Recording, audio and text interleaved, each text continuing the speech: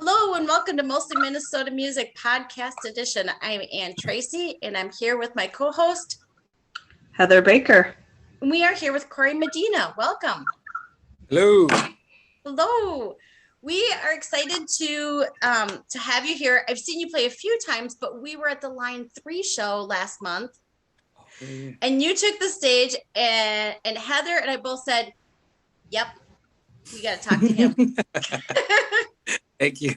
Glad to be with you. Yeah, so I'm just going to get started by saying, tell us about yourself. We love the music, love the passion, love the bluesy aspect of it, but just, you're not a native Minnesotan, but you do live up in northern Minnesota now. So just a little bit about your story. Yeah. Thank you for saying that, because I'm not a native Minnesotan, but I am a motherfucking native. So nice. Very nice. I'm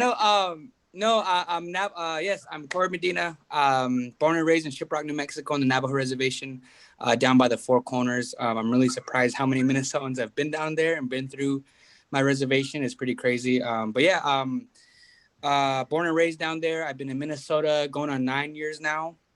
And what brings a desert res boy to the North Pole is none other than a beautiful northern native woman. I came to pursue my girlfriend, now wife, and I got 2 kids and a band and a music career out of it. And I have a lot to thank to my wife for that. So my wife's the main reason why I'm in Minnesota.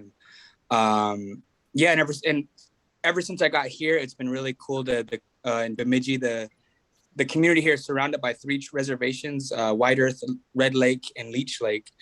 And that's really a big source, even for the economy in Bemidji too. Some Bemidjians would not like to hear that, but it is true. And that's really what's kind of really laid a foundation here, within having that solidarity with other tribes here. But as far as my blues music goes, that's what I was born on. I lived it. I was raised with a single mom, and on reservations and tribes, there's no such thing as an orphan. When people literally say it takes a tribe to raise a kid, and it's because there's still tribes alive raising kids, and that's where that term comes from. So I'm very thankful. I have people like my grandma and my uncles who are father figures in my life, and just to pick up with my mom being a young single mom, and just kind of having trauma in her life that really kind of basically ended up me being born. So it hasn't been easy, and no. I grew up with my mom, but she loved listening to blues, and that was a lot of her coping mechanism was music. So if you can imagine, going through your early 20s with a toddler and just, you don't know what to do with life, and you're just crying to music, but then there's this little boy just like watching you go through it.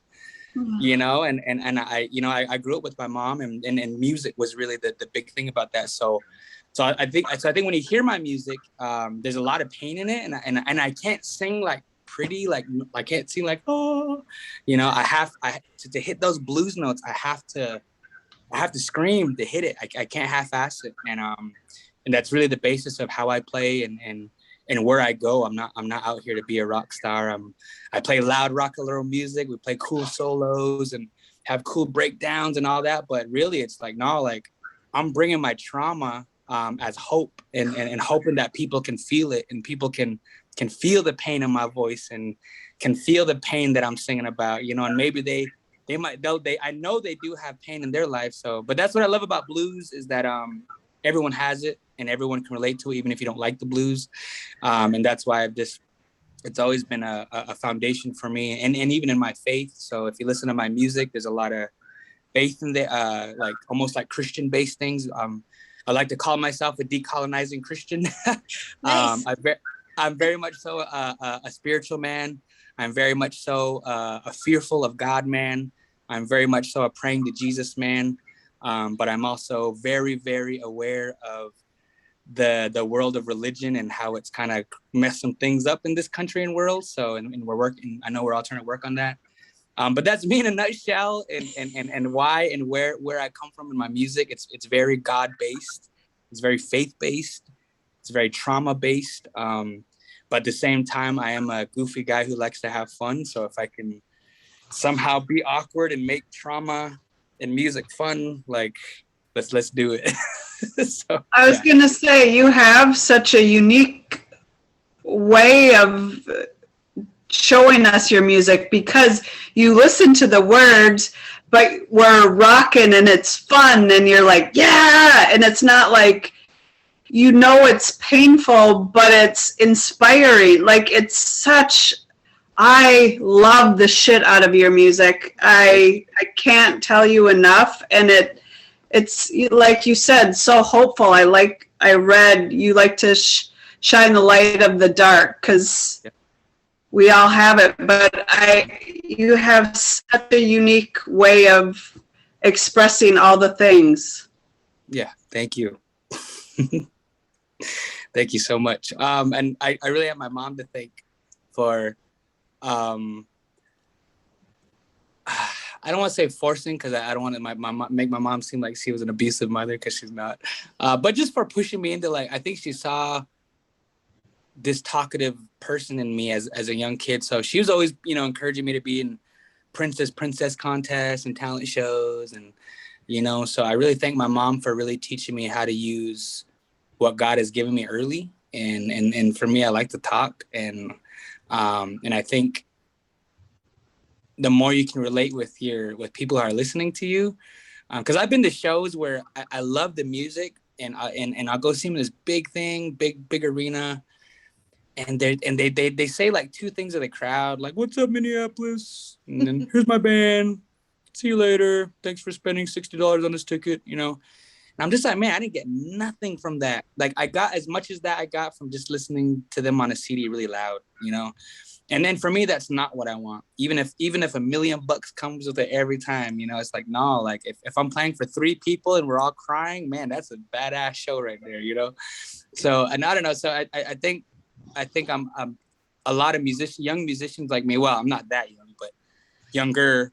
My generation, we're trying to change that and trying to change that I know that facade of like just having to be hard and cool just to translate over to your listeners, you know, when that's not the case. When really listeners, especially after coming out of a year like last year and this year, we're just craving something authentic.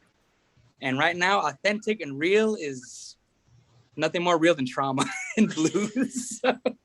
So thank you for that. Thank you for recognizing that. And it's nice to know that, you know, because I'm putting everything out on the stick. I'm making myself vulnerable every time, but for the reason and for the intent of connecting with people and that I don't know or have no idea what their backstory is, but know that they got some baggage and they might be able to process a little bit tonight with me. So, yeah.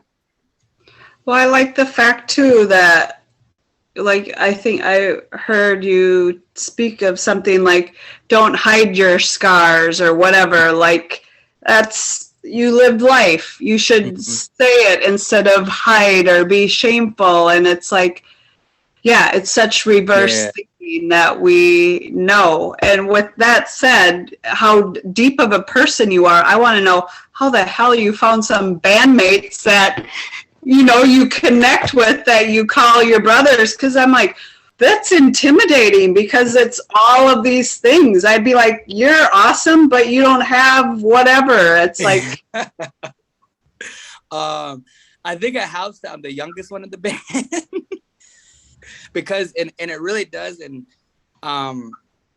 yeah. And that's really the basis of any project or band or job I'm part of, that it's like, man, we're brothers before bandmates.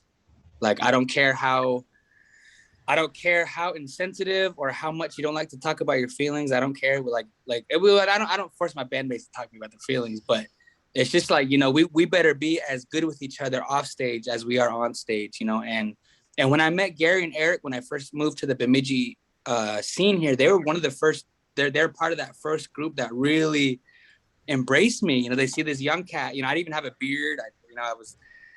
I was half my weight. I was very tiny. But they're just like, man, it was this young cat playing blues and like man, like, and we can relate to it. So, you know, Gary started jamming with me, and then Eric started jamming with me, and then I realized how humble they were. Like, and Gary and Eric are literally, what's the term? they're the hired guns of our scene here. Like they're the ones who the local studios are always hiring for drum tracks or sit-in basses because they're that good. And I've also I say this proudly, I pissed a lot of people off in this town because both of them were in like 5 or 6 different bands before they met me. Ooh. And then they met me and we, it was not just me, we meshed so well that, we started getting busy and it was my goal is to make them busy that they have to keep canceling. I got to keep them busy so their bands can't book them. Like I got to book them before their bands. And sure enough, we're playing 3 or 4 gigs a week just so I can keep them. And they loved it. And it got to the point where I have to keep up with them. But no, Gary and Eric are amazing. There's 3 generations in this band. And I know not every band can do that, but man, if you can, it's amazing because I have like 2 uncles who like keep me accountable. Their fathers, their husbands, they've been through their whole music career with their wives and their kids. So I'm just, I have a lot to look up to and it's really good. I'm really big on accountability. I'm really, I come from a church background, I come from big, I played in worship teams, I played in, but within Native ministry, though, and that's a whole nother conversation. But anyways, no, but I'm very, very fortunate and blessed to have the guys I do. And they're, and I think to answer your question is that they're humble. They're humble and they have huge hearts and you'd know it once you talk to them. They're just, yeah. And I've been really encouraged by Native leaders that I look up to who have really encouraged me like, man, like, I hope this doesn't sound weird, but they're like, man, this is really prophetic how these 2 older white guys are letting this young Native man lead, but not to like lift him up, but as like like just so we can like just say something better and raise the standard and wherever we feel need fit that our music can have an influence. So, and they're just so everything I do, they're fully supportive and never. Because they know my heart, thankfully, and they know my family. We are a family, so. But yeah, I'm very grateful with them. Gary and Eric are amazing, and they're just as much part of this as I am. Yeah. I think you hit on something interesting, saying that multiple generations in the band. Yeah. Does help keep a family together because I think a lot of people do struggle with that partially. I saw you play the Line 3 a couple years ago. The show up in Duluth, yeah, with Indigo Girls. I remember we didn't have the show back then, or we went, or might have been, yeah. The show's newer than that show, and I do a lot of work in Grand Rapids, so I've seen there. You get all generations at the show, and I think that makes a difference too, because you're not, you're young to me, but you're not trying to keep up with. You're not trying to be 20 years old for the rest of your life. Yeah. Which is awesome because that means your music isn't 20 years, Yes. And I'm sure it's not a surprise in anybody my age who I've worked with that gets to see this. It's hard to work with people my age, like 30 and under, like, nah, like I can't work with 20-year-old guitarists or bassists or drummers. I'm like, man, I'm sorry. But thankfully we're even seeing a change in that. Like I said, where that younger generation is really realizing, it's not all about the glam and those are just things you get to little take in as a reward every now and then. But really the rewards is in your craft and in how people receive it. So, and having that third, Gary's really having that third generation, like, because me and Eric's like the next generation of it, and me and him, we're totally opposite. Like he's structured and just got just bam, bam, bam, bam, bam. He's, and he's an amazing guy, amazing father, amazing husband, amazing brother. But we're totally opposite. I'm late for everything. I have no concept of time, obviously. I don't like planning stuff too much. I just like to let's just, when we get there, we'll handle it. But right now, I don't have time to think about this. So, and we, sometimes we're like this in a loving way. And Gary, having that third generation is always cool. And he's the one who's been, playing for 40 years in the scene and, seen a lot, still with the same woman, raised an amazing son who now plays with him and has kids of his own.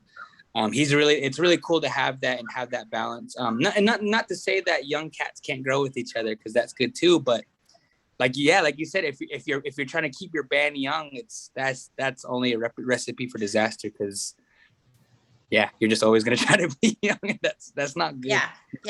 Unless you get a painting of yourself upstairs, a Dorian Gray painting, getting older while you're staying 20. Yeah, it is. exactly. Some of us have tried. It doesn't work. Yeah, and it's cool though, because I kind of surround myself with older people, and my one of my best friends is 63 years old, like, and he's the guy like I talk to every other day, and he's 63, and it's like I'm making my life hard, my future really hard right now, because that's who I surround myself with, because when you have that older perspective, man, it just, like you said, you have something to look forward to, and it's good to have that perspective, not to stay stagnant, and especially in music, because usually we're used to elders telling us, "No, keep going, you're doing good," "Oh yeah, that's good," even though they're just happy you're doing something. Yeah, because they're just out of there. Yeah, you're out of my face.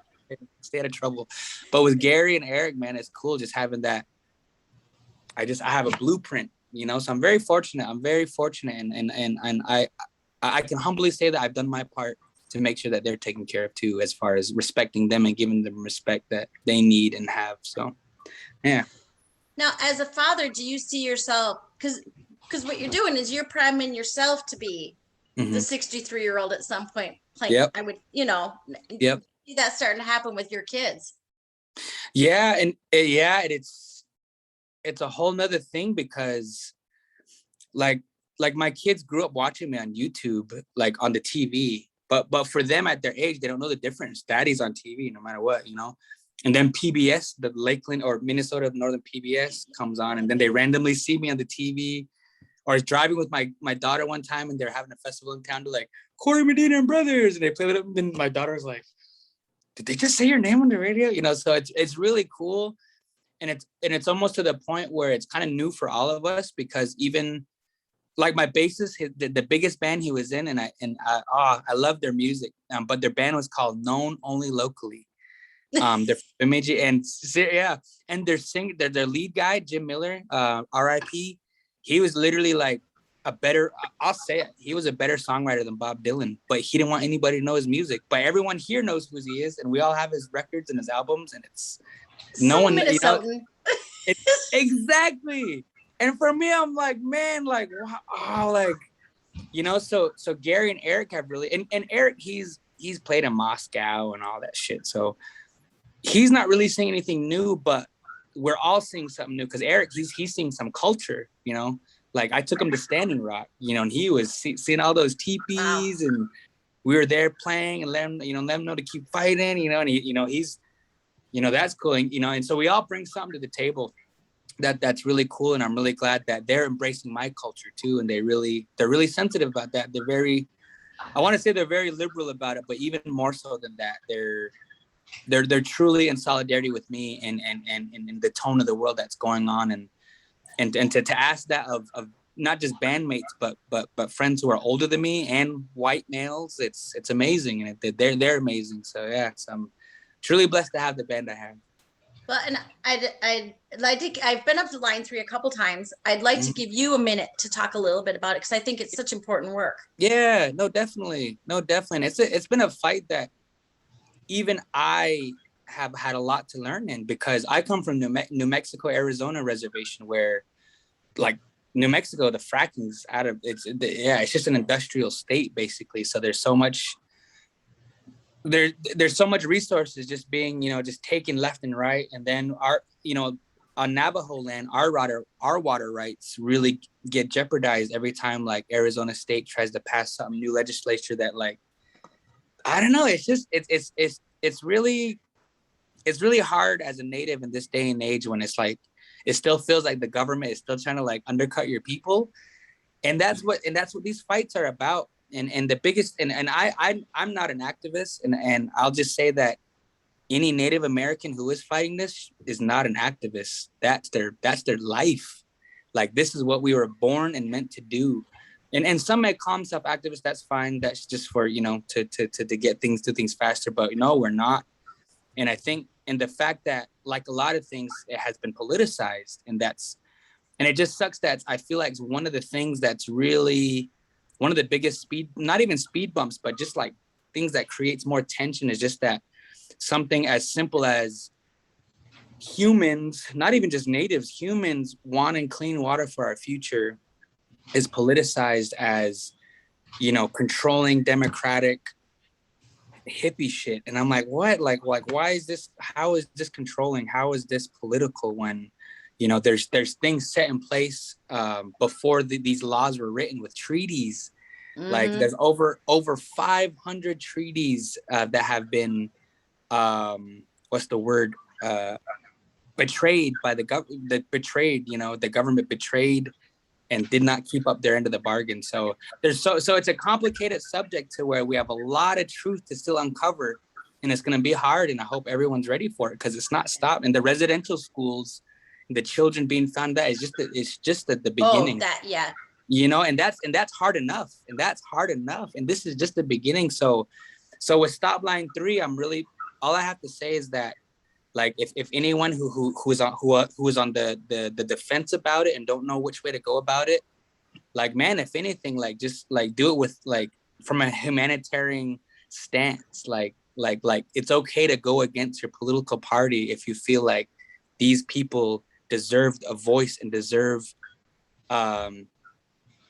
clean water and deserve safe water and safe areas for water in their future generations. So and I don't, it's a fight that is getting suppressed and lifted up in so many different ways. I'm sure people who want to get involved or want to know more about it are just so, you know, so confused. So I would just encourage anybody, like, man, just, you know, contact your local tribe. Like I don't know what the answer is into how non-native or anybody can help more, because I'm still learning myself. But all I know is I have music and I'm gonna put that towards it. So if you cook, if you know how to cook, go out to one of the camps and ask if you can cook, you know. Yeah. If you're a singer or a speaker, write some music. But when it comes down to it, you know, it's just, these are just some of the things that we're gonna have to be a little more, not a little, but a lot more vocal about, that we've never have been. You know, some people have never ever voiced their concern for the environment ever. I've never don't remember when I was like, you know, oh, you know, when you save the trees just out and open, you know, I know in my mind, but those are just some of the things we're trying to change. And I think it's okay to let Native Americans lead in that, because those are a lot of our values, and even some of a lot of those values that this nation was built upon, that encourage a lot of those laws and things. But we don't, you know, natives don't get no credit for that. So as much it is an environmental issue, for a lot of us, it goes even deeper than that. Which I don't know how you get deeper with environmental, but as far as spiritually, morally, you know, so we're very glad that communities are coming together and that we were able to have events like in Duluth, happen to create more awareness about it. And no better way to do it than around music too, and because music is good medicine. So I don't know, that was not very informational. No, that was great. No, that was fantastic. Yeah. I would say Honor the Earth is an organization. I think if people need to hear a name of someone to look for, Honor the Earth is one of the ones Honor the Earth. Yep. And as you said, whatever your skill is, bring it up to the camps. I have no skill. I helped park cars. There you go. You know, I mean, you know, but just being there, there. So but yes, back to the music. Thank you for doing that, because I think it's so important, and I think definitely. I'd love to, you know, love to raise the issues where we can. But yes, back to the music. Yeah. Back to the music. Yeah, I mean, I think it was such a powerful use of your voice. Thank you. Yes. You had something on your Instagram the other day that made me think that maybe you're working on a new album. Yes, we do. And we're so excited. I just finished guitars. This 2 weekends ago. It was amazing. It was we got all the drums and everything. We recorded at Winterland Studios in the cities. It was our first time, like, saving up, booking a studio, going to the studio, using a different producer who's a friend, thankfully, where we trust him. We know him well. But it was cool. We got to record all the drums, bass, and vocals to tape. So that was really cool. Ooh. So we're just really excited. A lot of these, I'd say 70% of the songs were written this year. And this is the first time where we've been able to record these young of songs. So it's going to be really fresh. Like, just like we haven't had time to make like give it our sound. So it's gonna be really fresh, which is what I like, because it's gonna be different in a lot of ways, but really good quality. So hoping that'll come out. It'll be out this year. We don't really know when yet. I'm just trying not to stress myself out because we think, we don't have no label giving us a deadline. But yes, we do got new music coming out, and and some of the stuff out, it will be on it, like 1974, Repo, and stuff like that. So. Will you be playing any of those on Thursday? Yes. Yeah. Thursday at the Turf Club. Yeah, we'll be playing a lot of our new stuff at the Turf Club. It's cool because I shouldn't be saying this, but like we play at 10. We're only supposed to play 10 to 11. But the sound guy and the production emailed me like, it was cool. Oh man, really cool. Open up the email from Turf Club, and that's a bucket list venue for me. And they're like, Corey Medina set 10 to 11, curfew 1, so they should not have put that on there for me because we're probably gonna play till. So I get an hour set, but they said curfew's 1 o'clock. So the night is young. So I'm stoked for Thursday. I'm really excited. Yeah. Amazing. And I just who are you playing with? Yes, so we're playing. The show is put on by, and very great thankful to Courtney Yasmineh. She has a new album coming out, or is out. What is it? Cowgirl Boots. Yeah. Boots and dress. I was just listening to it. Yeah. Hold on, I gotta do this. I gotta give credit where here it is. Courtney Yasmineh. What's her new album? I'm sorry, Courtney. I know your album. I know we're in the same. I know. I just posted it too, but she has a new album out. It's really good. Bury Me in Boots of Spanish Leather. Or is that just one of the songs out of it? Shoot. Yeah. No, but she's amazing. So Courtney Yasmineh, it's her show. And then Laura Hugo, who's also Navajo, who I know, who we've met years before we both moved to Minnesota. Awesome. And we've been in she's one of my best friends, good friends of my family. And she does. Courtney didn't know I know Laura, and she asked her to be part of it. And then she told me, "Hey, Laura Hugo's gonna be." I was like, "Oh my gosh!" Like, finally, I get to do another show with Laura. I haven't played with her since before the pandemic. So I'm really excited about it too. And this is the first time Turf Club will have 2 Navajos under the same roof. And like I said, all that to say, thankful to Courtney Yasmineh. She's been we've just gotten to know each other over the past few months, and she's been really cool. And this will be our first show together. So so the Turf Club, I think it starts at 7. I think Laura's on at 8, Courtney's on at 9, and I'm on at 10. Okay.